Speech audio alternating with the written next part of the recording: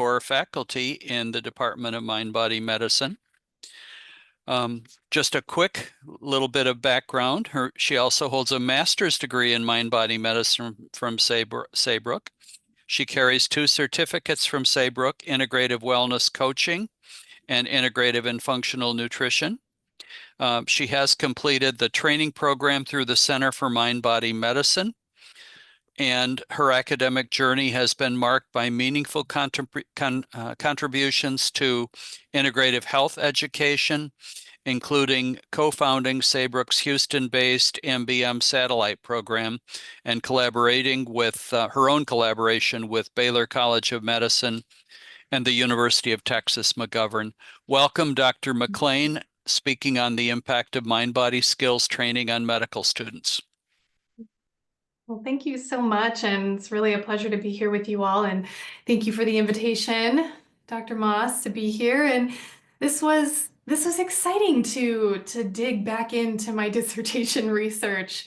It's been 6 years since I graduated and was really in this work. And of course, there's many ways in which this has come forward and manifested for me personally and professionally. But what a treat to to get back into this and remember my my origins really with this. So yes, I graduated in 2019 from the PhD program in mind-body medicine, and this was my dissertation research: the impact of mind-body skills training on medical students, a mixed methods dissertation research study.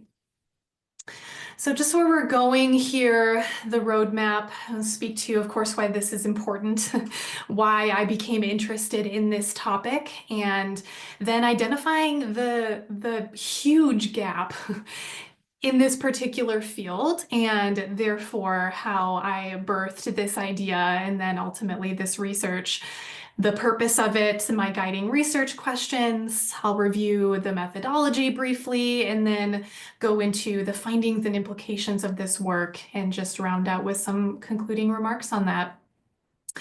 So why is this important? And this was fun for me too, to kind of go back into the literature. When I did my literature review on this, it was more than 6 years ago because I was working on it in my PhD program. So I thought, boy, there is surely more current research out there on this. And it turns out there is. The primary meta-analysis that got me interested in this is in 2016, JAMA put out a really alarming report on the levels of mental distress among medical students, and particularly with suicide.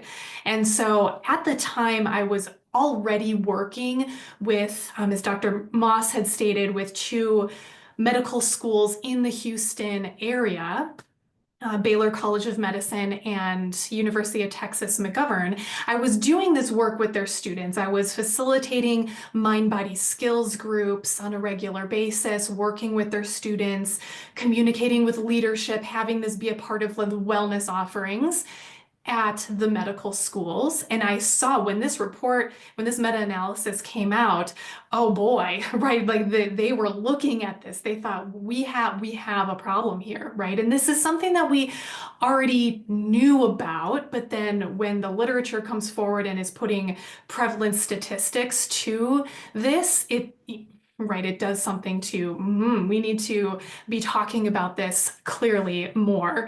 And so as I was a student and contemplating around, well, I want to make an impact, right? I want to do something that's meaningful and have research that is informative.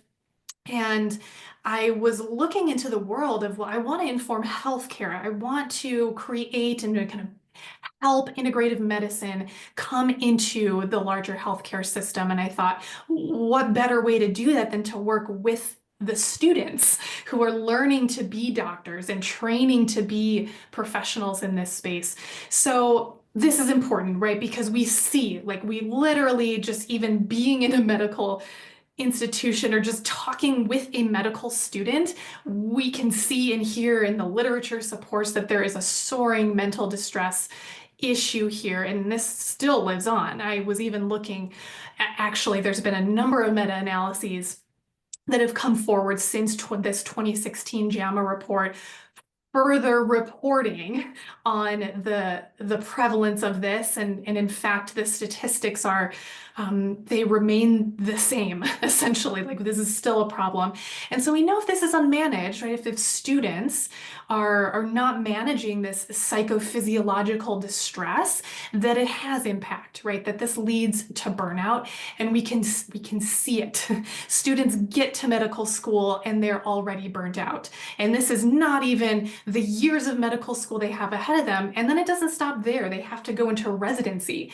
And then at that point, if they manage to still have an intact nervous system in any way and not totally burnt out, then they're going out into the world and now they're actually working with people. Like, they can start their profession. So, wow, this is a problem. And the ramifications, right? I just listed a few here. Of course, poor academic performance, there's depression, vehicle accidents, suicide, the one I've already been talking about. And then ultimately, all these negative impacts on the student themselves, but then this ripples out into the world, right? This is leading to negative impact on patient care. And actually, we can look at the statistics of incidences and reports of mistakes and ways in which medical mistakes are being made that have minor and also very serious complications and implications for people.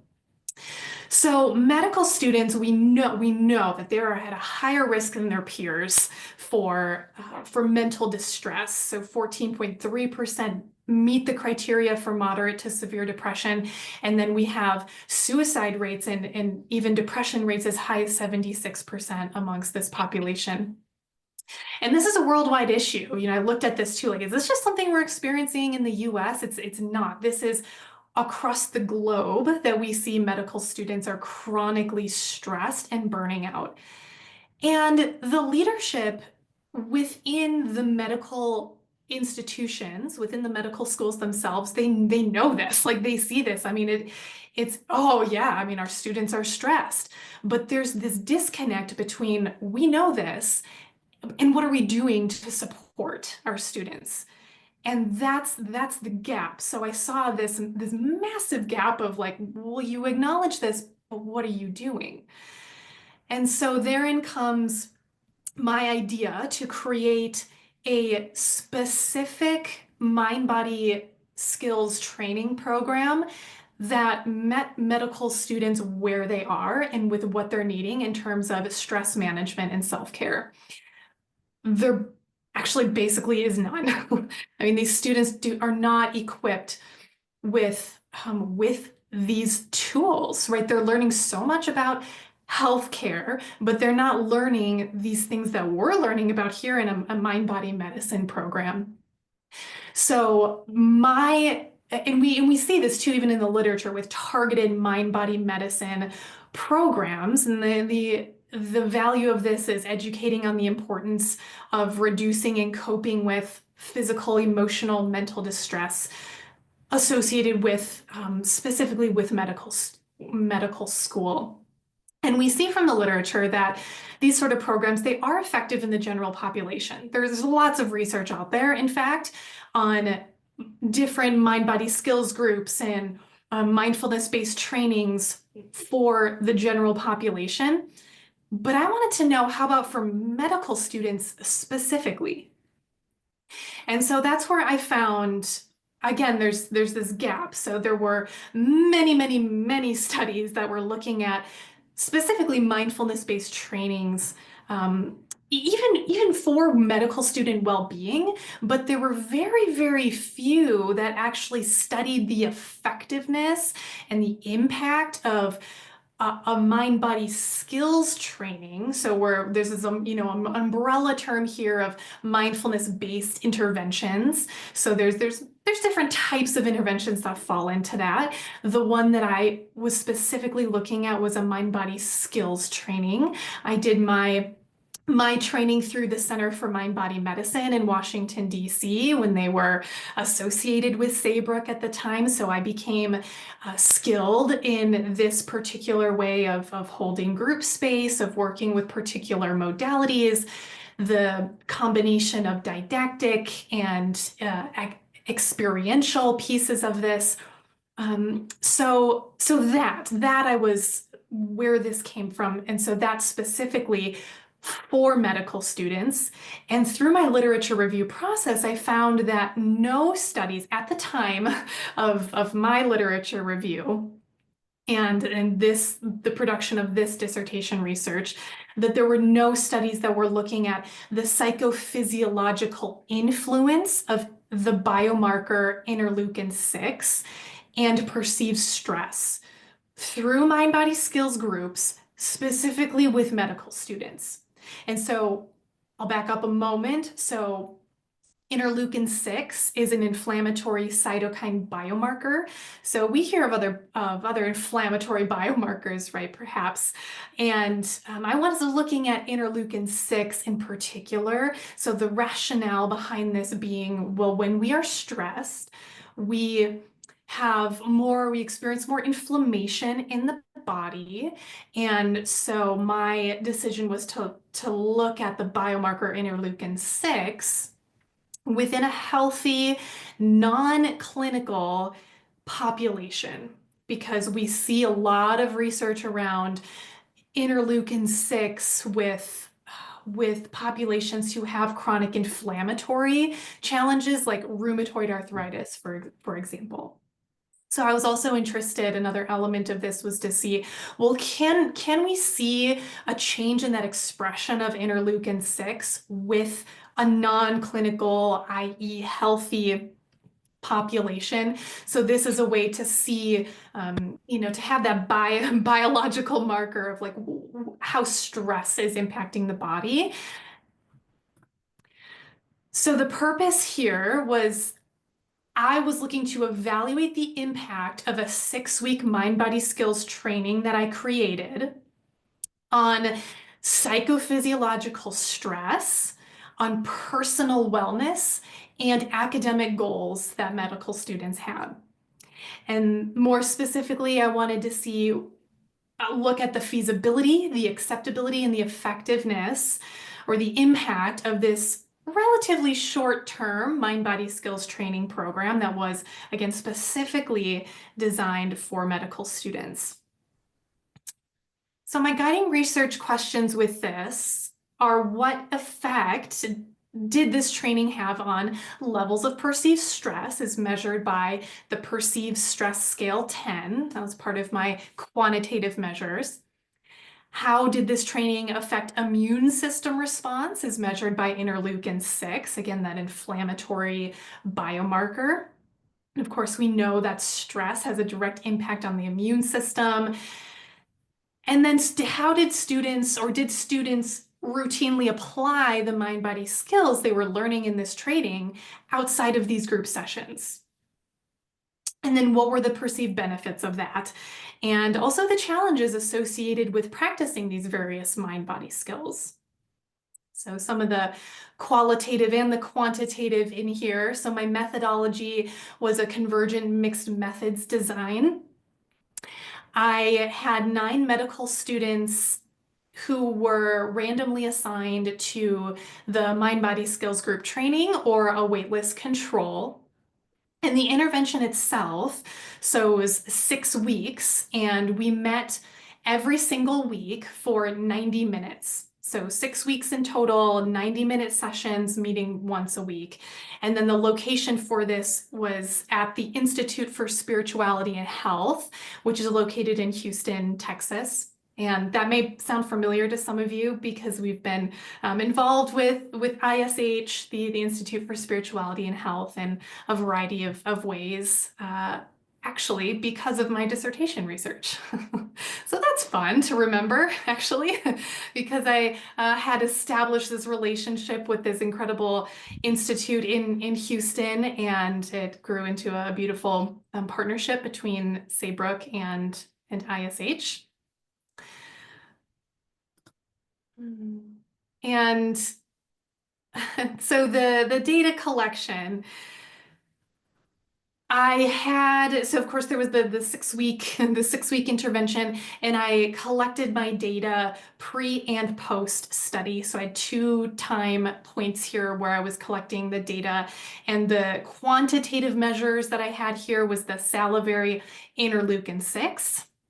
And then the perceived stress scale is a 10-item scale looking at perceived stress. And then the qualitative measures, I had a few things here, again, pre and post study questionnaires. I was asking students, I got some demographic information, of course, and then I'll go into this a bit later on, but also what they were hoping to get out of this, like what were the areas in life in which they were wanting to see some improvements with their academics, with their wellness, with their stress management, these sort of things I'll go into more. And part of this as well was a home practice log. So again, remembering one of my research questions was, are they using these skills? They're learning about them, we're doing them together in our group setting, and then are they actually working with them in between? And what does that look like? So they had a home practice log. So for each group, they got a practice log, and we're looking at that, whatever we had worked with and talked about during that particular session. So I collected 6 in total practice logs for each participant.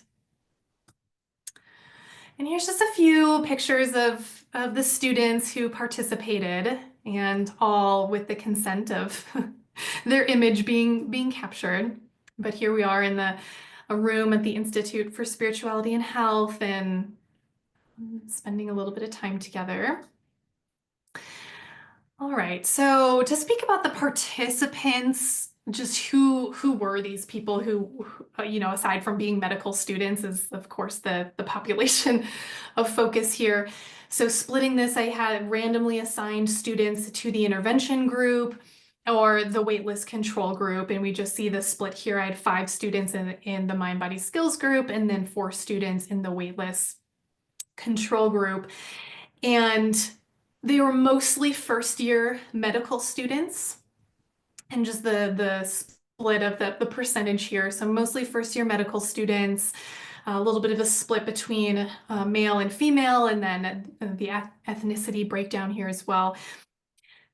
And in terms of the data collection, I had all 5 of my students who completed all of the data. So they provided everything that I was hoping and needing them to, and they had 100% attendance. So just meaning that all 5 students attended all 6 of the mind body skills groups, and they came to the pre and post study data collection as well. And for the waitlist control group, I just the data the pre and the post data collection here. I had 3 of the 4 students who completed that. So I had a partial result on 1 student, and that was because one of my inclusion criteria is that students were disqualified if they started to take some sort of a pharmaceutical drug that would interact with the salivary cytokine biomarker aspect of what I was measuring. And so unfortunately, I had 1 student who did need to take maybe like an SSRI or something, I don't remember, but she had started taking that partway through the study. And so rather than omitting her entirely in any of her information from my study, because as you can see, I'm already very thin on the amount of participants that I had. So I decided to keep everything in terms of the questionnaire, and to not include her in the salivary cytokine part of it. All right, so phases of analysis. I won't go too much into this because I think what at least what I'm interested in talking about are the results and like what came of this. But just so we can see here, phase one I did run in ANOVA and I had a paired t-test. I also did a Pearson's correlational analysis. So phase one, working with the quantitative data. And then phase two, I was organizing all of the qualitative data. So many ways in which that was coming through with the pre and post study questionnaires. I had the home practice logs. So I was sorting through, organizing that, and then the phase three was the integration and the comparison. So weaving all of these things together, how the statistical analyses were informing and kind of working with the thematic qualitative aspects. So the intervention group in terms of findings. So again, I was looking at the impact, so the effectiveness, the impact, as well as the acceptability and feasibility. So breaking this down first into the impact of this research on the intervention group, I did see a significant change from pre to post study in terms of their perceived stress levels. So that was a good thing, right? That they're feeling less stressed after going through this 6-week process and not more stressed. So, so that was a welcome finding. With the interleukin 6, there was a non-significant change, and this was, let's just got a little bit hairy because I didn't have a lot of data for this in terms of I didn't have a lot of participants, and I'll speak to that more in the limitations of this research. But I saw non-significant change of that. And with the interleukin 6, so this was a salivary test. So pre and post, I had them. It was a very, very specific protocol. In fact, I can talk about this in terms of limitations, that it required a preparation. I had to inform students on what they needed to do and not do to prepare to provide their saliva sample. And so whether or not students were adhering to those recommendations, that's another thing. So that, I guess I am talking about a limitation here with that. Is like, did they do that? I don't know. It's always the hope that your participants are following the guidelines and the requirements. But anyway, so I saw a non-significant change, meaning that the expression of interleukin 6, the circulating interleukin 6, I did not see a change in that from pre to post study. What I did see with the intervention group is that practice time correlated with reduced stress and levels of interleukin 6. So I didn't see a significant change, not statistical significance, but there was a correlation. There was a trend that there was lower levels of circulating interleukin 6 with these students after the 6-week intervention. And so the waitlist control group, no significant change in stress levels, which that is to be expected.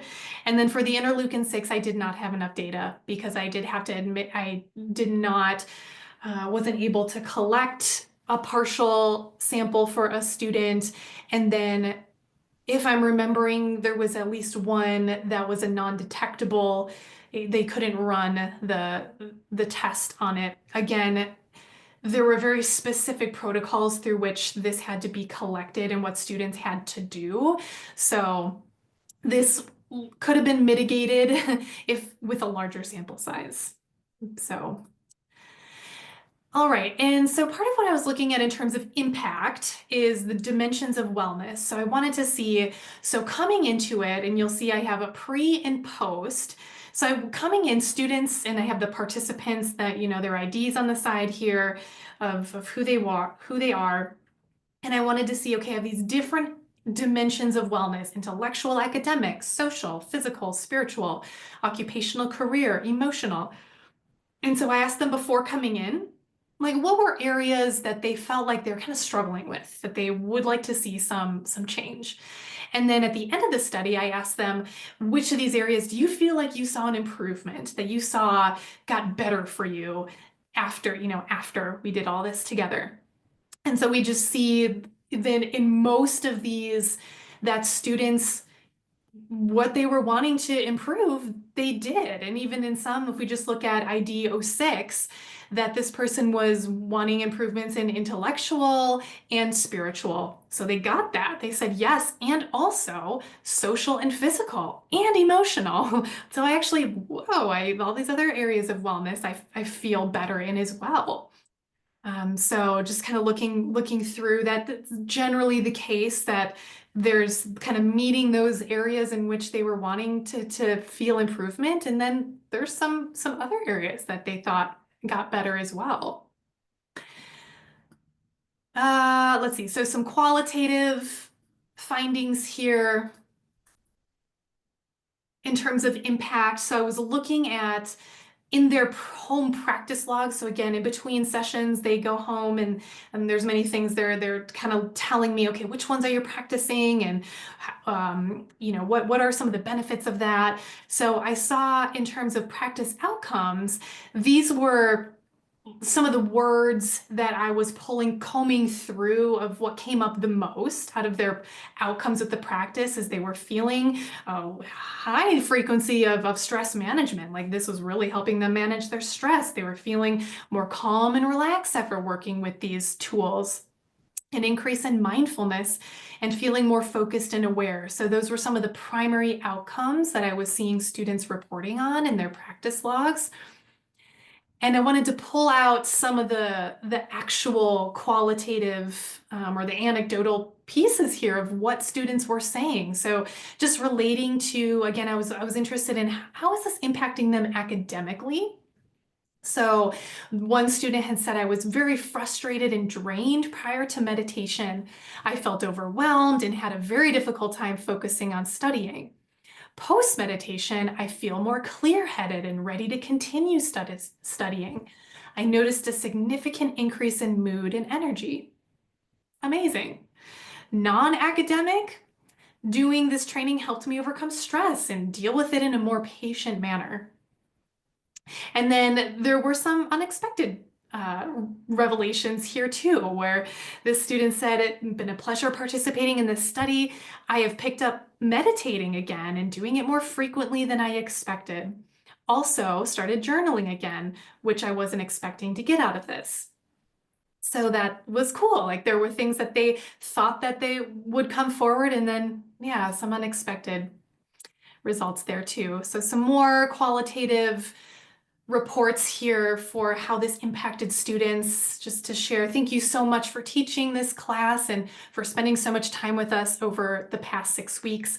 When this class started, I was in a very difficult part of my life and struggling with mental health for the first time in a significant way. This class came along at just the right time for me.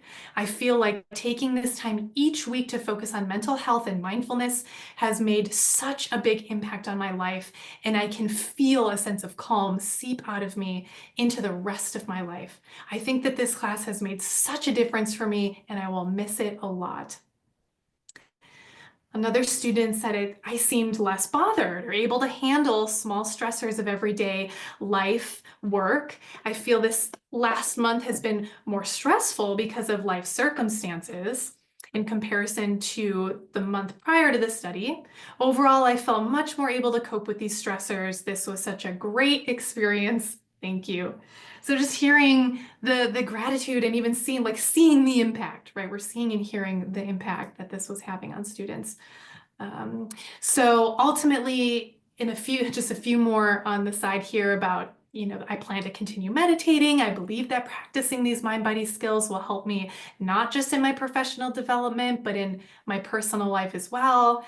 And then I plan, plans for integrating this work into just an ongoing practice. So looking at the interpretation here and the implications of this is we're seeing that this sort of program is helping students self-regulate in their nervous systems. It's helping them manage their stress in a more productive way.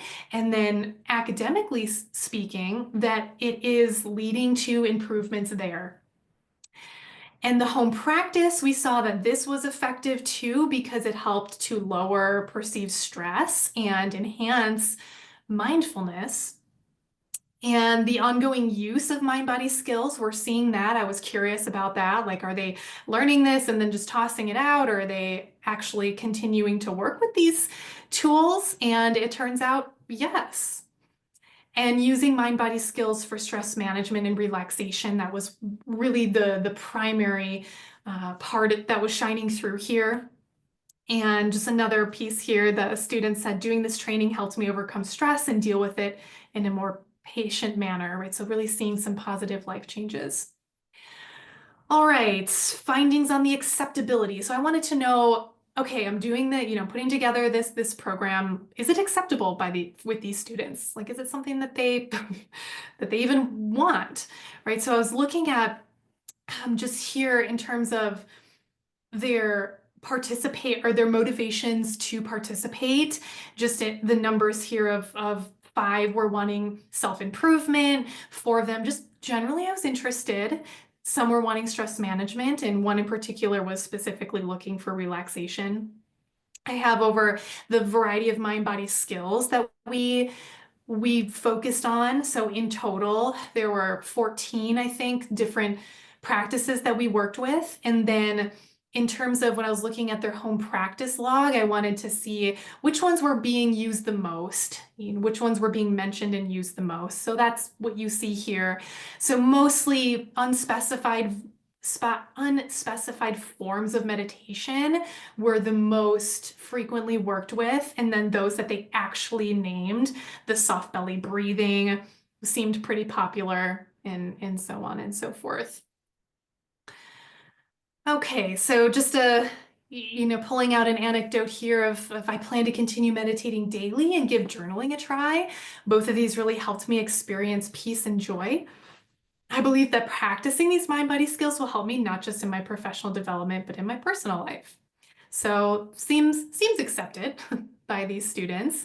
So finding here with the acceptability that their attendance alone, 5 of 5 students attended 100% of everything that I was asking them to do.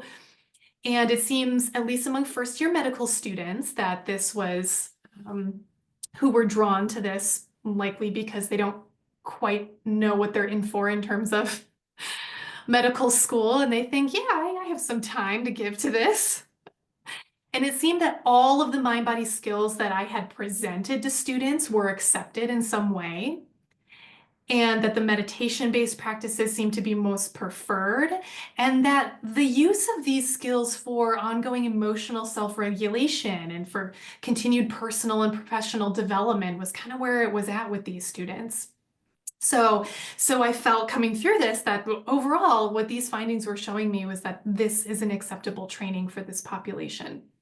And then feasibility, just is this feasible? I wanted to know, like, was 6 weeks a good amount of time for you? Was the meeting once a week, did that feel like too much or not enough? How about the 90-minute duration? What, too short, too long? So here I wanted to see, right? Like, do I need to change or modify this?